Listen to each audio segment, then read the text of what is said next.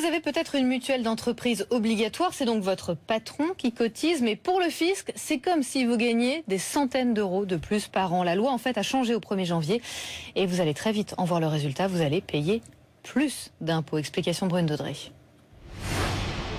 Aujourd'hui, lorsque vous avez une mutuelle d'entreprise, elle est financée à la fois par vous et votre employeur.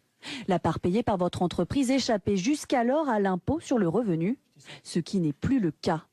Maintenant, tout ce que votre employeur va débourser pour votre mutuelle sera considéré comme faisant partie de votre revenu. Ça peut aller jusqu'à 1 000 € de cotisations qui seront intégrées dans ce que le salarié gagne et donc dans le calcul de son impôt.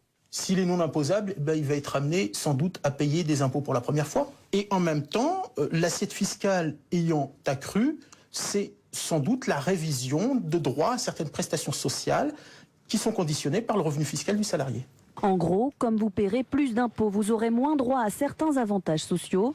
Et ce qui agace encore plus, c'est que ces mutuelles d'entreprise sont obligatoires. Vous payez plus d'impôts, mais vous n'êtes pas mieux pour ça couvert par rapport à votre risque santé. Donc là, vous êtes totalement perdant. Vous vous retrouvez juste à payer plus d'impôts, mais vous n'avez pas le choix d'adapter ou d'arrêter votre couverture santé. Tout ça par souci de justice fiscale, dixit le gouvernement.